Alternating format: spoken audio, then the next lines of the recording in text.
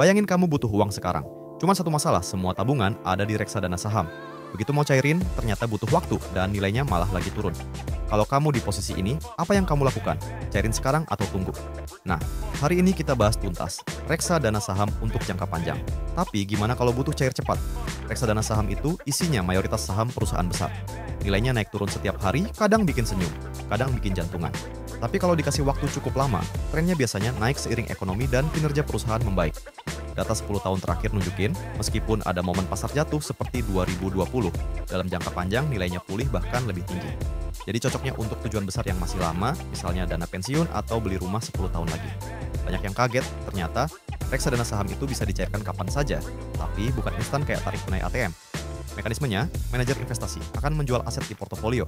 Prosesnya butuh waktu maksimal 7 hari kerja. Setelah itu, dana baru masuk ke rekening yang kamu daftarkan. Ada aturannya juga nih. Pengajuan Senin Jumat sebelum jam 13.00, dihitung hari itu. Setelah jam 13.00, dihitung hari kerja berikutnya. Sabtu, Minggu, dan libur nasional nggak dihitung. Jadi, kalau kamu ajukan Jumat sore, siap-siap baru cair minggu depannya. Makanya, timing itu penting. Jangan sampai kamu butuh uang cepat, tapi tariknya pas sebelum libur panjang. Kalau kamu tipe yang kadang butuh uang mendadak, jangan cuma pegang reksadana saham. Mending punya 2 jenis reksadana. Reksadana pasar uang buat dana darurat.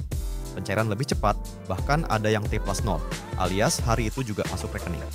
Reksadana saham untuk tujuan jangka panjang, dengan potensi return rata-rata 15% per tahun. Dengan strategi ini, kalau ada kebutuhan mendadak, kamu ambil dari pasar uang tanpa mengganggu investasi jangka panjang. Nggak perlu panik jual di saat pasar lagi merah.